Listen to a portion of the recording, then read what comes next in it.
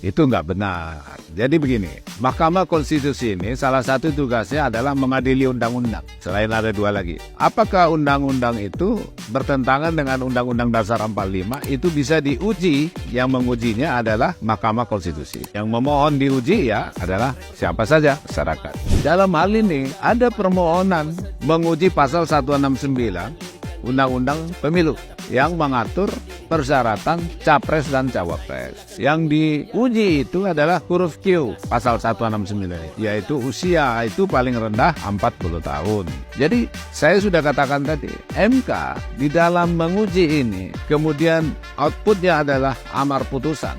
Boleh nggak menambah frasa norma? Sejak 2020 perubahan ketiga Undang-Undang MK pasal 57 ayat 2A yang termasuk saya dulu yang ngotot itu ada melarang amar putusan yang membuat frasa baru. Itu dihapus ayat 2A pasal 57 itu. Kemudian ditindaklanjuti oleh MK dengan peraturan MK nomor 2 tahun 2021 pasal 73 mengatur bahwa boleh membuat amar putusan dengan frasa baru apabila diperlukan. Maka tidak ada yang dilanggar. Perubahan Undang-Undang MK itu siapa yang buat? Yang buat adalah DPR, tentu bersama Presiden. Lalu MK menjalankan itu dan membuat peraturan MK. Nah, ini semua adalah peraturan perundang-undangan yang berlaku. Tidak ada yang dilanggar. Nah, kalau kita bicara soal usia, Undang-Undang Dasar tidak mengatur berapa usia seorang capres, presiden, atau wakil presiden. Bahkan dalam pasal 28D ayat 3, diatur di sana setiap warga negara memiliki hak yang sama di dalam pemerintahan. Artinya seorang anak muda sepanjang dia memenuhi syarat-syarat, ya tidak dipersoalkan usia, sepanjang dia memenuhi syarat-syarat boleh duduk di dalam pemerintahan. Tidak disebut pemerintahan tingkat mana, berarti semua tingkat termasuk capres, cawapres. Nah, sebenarnya menurut saya ya, dengan berdasarkan pasal 28D ayat 3 itu saja hakim-hakim MK itu bisa menyatakan huruf Q pasal 169 ini yang mengatur paling rendah 40 tahun ini dinyatakan tidak lagi berkekuatan hukum yang mengikat. Bisa. Tetapi hakim MK yang punya kewenangan tidak mengambil langkah itu. Yang diambil adalah rumusannya huruf Q tetap atau. Nah, jadi opsional atau yang pernah atau sedang menjadi kepala daerah yang dipilih oleh rakyat. Kan kira-kira gitu. Gitu?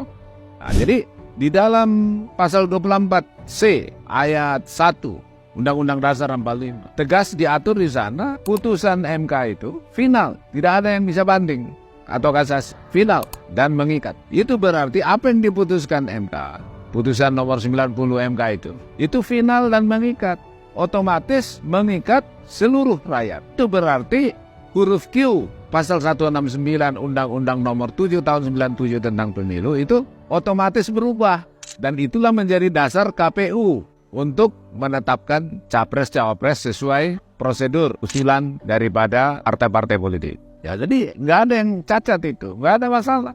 Semua itu sudah sesuai dengan hukum, on the track. Saya ingin tahu siapa sih yang bilang itu cacat hukum. Bisa nggak tunjukkan pasal mana yang dilanggar? Tidak ada. Kalau soal cacat etik, saya tadi sudah jawab, ya toh? Karena ini mengadili norma yang mengikat seluruh rakyat. Jadi tidak ada relevansinya di sini konflik interest karena ada hubungan ketua MK amannya Gibran, ya. Apalagi Gibran tidak ikut-ikutan di dalam mengusulkan ini. Kalaupun ada namanya diikuti di berkas, nah itu kan bisa-bisa saja karena dia mungkin menjadi idolanya orang itu. Ya toh? Itu kan tidak setahu Gibran. Jadi tidak ada masalah, baik secara hukum maupun secara etik. Tidak ada masalah menurut saya. Dan kita hanya berharap seorang Gibran harus bisa menunjukkan dirinya sebagai pemimpin yang dibutuhkan oleh rakyat. Dan ini membawa tentu image generasi milenial untuk bisa membuktikan bahwa kami generasi muda mampu untuk memimpin bangsa.